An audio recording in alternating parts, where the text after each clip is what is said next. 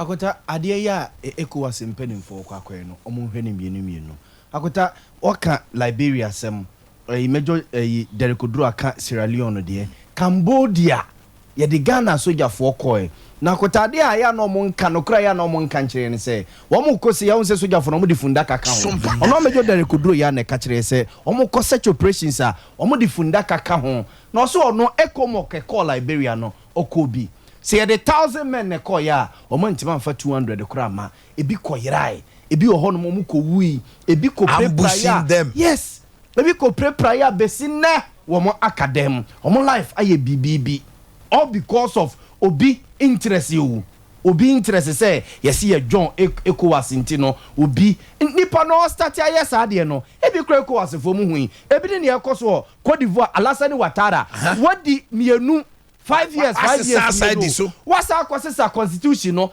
asa atena so ECOWAS mpanimfo mo hwenu no yes ade we Guinea enya sa na no ye yes enom tu no Niger dey sao the same thing ko obesesa constitution no na watena so ECOWAS form te wo na mo African leaders no mo eye we sojafo ne bema hey ena de ndie matomra ena ye de eyi ekomoko sojafo eba adentina Alassane Ouattara yes was samra no mo nyina man ka sente ane se oya mu be na free ECOWAS yes imo manye eno de amuso odi ni nkui because a civilian yes o a civilian ena mo Guinea okọ se o mu nkosesa no asesa ni we no mutu no Niger ono so kosesa no Togo yeah akoya so 20 something years 5 years odi 2 times 10 25 years ena mo heno no de ECOWAS yasimbe woni so ono so akotena hobi Alassane Ouattara so akotena hobi se wo mo mfa truth nkotu wo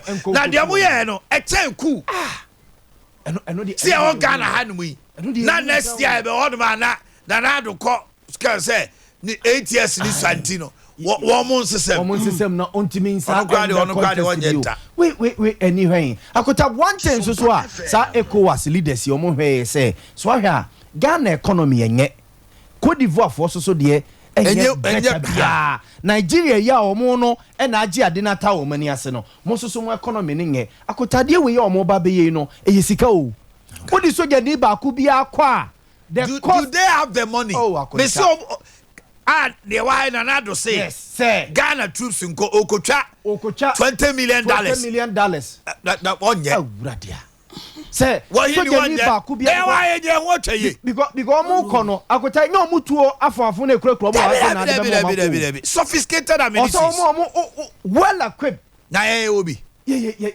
ya ru premier sapenes ya say no e no mo de kwa mo makwa akote ato atwene meboa iti wenum nyina no comes to play say yes niti will say ye beko no na decision maker omani ni kan akonta oye defense minister no ya too knowing omani ni kan no oni soldiers ne nko no mo tinsim no ni kan and I hear say oye defense minister ntino oye akuta ye military ne ma munya ye from ha say boko ye feature he boko antoka kra matima so ye timi deploy soldiers enough police go share boko amom ko neutralizing sani ma this year boko huna mane ye sama boko ya o ye boko ye feature ye o and the defense minister enhiaw ade ya yes soldier for bi enu nti wakwa akoto no free minority some of the convince wo mo say NDC for na ntiase e fa soldiers nko ato force yo so nipa na so plan de we so ato force it is say ye ba tita su kokwa ate no ese du gatia mo ensem bia mo ka bi yes this is the time NDC mo kantra ban ni say we are not interested in any military intervention akotasi o military intervention e fan ko boko rada yes akotasi go and protect civilians and Ghanaians 2000 soldiers akoku boko a ekene ni omo chechire wo boko kromo yi wo ha ne ko obi ato abaten for police for mo frem anadwo ni medi nkoma yaw areho kumasi fo bi e do makeka omo wo no mo ebo fo a wo so obi ada why this Aboku Chrono is virtually dying. Niger. Niger say asoja. Anu oteso na de na no ye nyina na monitua. E dom egu stadium say meaning so omo ta asoja. They will take the young guys will fight. Hey, ECOWAS yi na akota meka se Nyankopon ma ebibre mu bibia titru West Africa. Nyankopon ma ye bibia ba wa ma ye nipa. Mo se sabi ya na mekeka nsemfo. But akota nyesa o de when ECOWAS leaders yo makwa koyi. Se o ye sabi pa se na meke se Nyankopon ma ye nipa. Hey! O Nigeria president Bola Tinubu se wan hwan. Tinubu ayana omo obo mu din sisi e ohene ne ye from say. So ya Boko Haram fo. O ma tira ko awie. Aje ukro ne fa. Wo soja fo de nchina onfa nkoje ukro no enye yi. Ghana yet ya say gradually. Se me no ka say watara. Ekro fa wo Abidjan. O ma fa ho. Because West Africa Yakupon Abidjan, Busa Cote d'Ivoire said there are certain portion Untimi amount for soldier for the rule ho. Oh. Why? Burkina haya Coup. Mali a Coup. Almost see almost try. Algeria for crossing they will support Niger. So why are you thinking say wo dey Ghana for me call no say wo mo kokun tokwa just on friends a blood bath and any of kokun wo mo mo nko no mo nko hwe so ja for ni ko kwa ade say munu no and akwata obi otene mam na wo ye hoho a wo ba ho no onim kromo o che and as see aso kan ne Wagner group no Russia for so na be support the ammunition abeta ho so je ni na aka so nko ambe ode me yare me yare so nko anu ayi hu adi pa do hu ko hye wait the necessity of this and say ba ko kun ho and so mo make move civilians na be hu amanyo en kwala ne ma emma oyini ni a be wu mrewa na be wu oni je ho no so what is the essence and it will to say on beko onu beko bi o ko hinfa na mesi wo mo mani ni kan say we defense minister mo be nya position na say de o mu ni wiase nyansa nyina no ya say no ayi ni bi o mo friend say bulletproof vest yi ni o mu twam mu this is the Wagner group ye de wura no Wagner for in Russia for now o mo na frɛ wo no ho say o say Wagner say wey obi ayeku a no ode ne ho kwa twitwi Russia so ne ho kwa twitwi amoma ba say me buso America Joe Biden o machines ade no nkoko ntokwa ne bi yes what is say our military intervention yes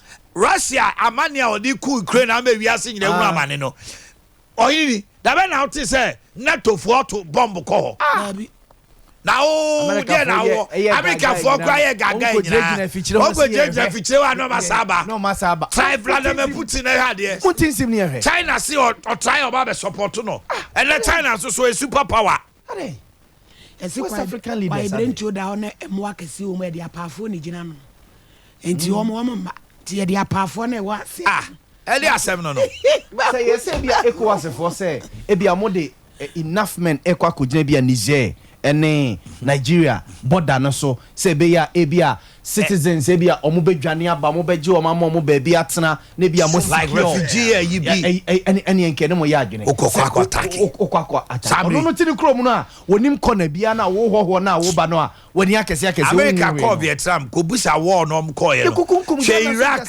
America na enka o ma say omuko Saddam Hussein no mo say o matu even Gaddafi kra no she casualties are omu enyaye no ka say war ye adeketo sir it to throw the ECOWAS sub-region into disarray because terrorists be brave it will board in one gym yet the other man to bomb mall your malls yet the other Ghana nyame atom yet me secure borders ama terrorists into me mobile rem you're going to open a Pandora's box. Yes. Say the soldier for call. What the soldier for call him? A soldier for NDC for Montrese. Musu man no jere ho. Won catch na na to na bind it to say no way. Never approve any military intervention. Why? Michael, to say, do you subscribe to military intervention? That may a delicate issue, but honestly, it's something I don't. Why should we go? We have a lot to deal with in this country. Than to worry about. And let me support two Tamils. Do you fear some? Yeah. Nakota, what do you hear? Sa adia we are ECOWAS for kwakoye. Every weekend di be nyina no. Sa Kano State papa no. Ye Tijaniya Muslim group leader no oko kromo no at least the resource ba so ja for na agree terms bi o ho no mo a omu bu papa no so Omanhene as a leader of a religious group and Niger for no susu bebre e wo kan no Hausa for majority of them it omu tie na sem adana mo ma na ahode e dia de na si wu kwa se ECOWAS for ne AU ne UN for no be ma papa na bia a team of bia hemfu bia ye bu omo Africa say na mo no omo kasa na ebia roadmap bintuo for the next ebia afin be kwa wiye kra no my elections Niger back into civilian government and then as African leaders West Africa besi akota nyame ma ye bibia wa me nipa that is our problem. It's because yende why yende now tia say obi achechero no they need to go there and then intervene using the military there will be pressure from external forces. From external forces. No, the Western forces will push Western forces. Western forces now. Omanhene no Russia bomb Ukraine. That is the hypocrisy of the West. But they will always meddle in our affairs. The whole issue they say. The whole nation, not one Ghanaian. And omo fact ballot paper, ballot box, Miss was say, yen to say, and 5 troops in Qua. Omenya 1%. Maybe a referendum. Not one. Now we are baby or 2 for any fraud say Trinidad and yeah. Or 2 for catcher almost say. Ye Africans, Ye say 1 2. Ye dear problems. Ye blame Western adefono. This time we have our destinies in our own hands. We have always had it. And our destiny is never in our hands when we have IMF. When you have they control you, they manipulate you.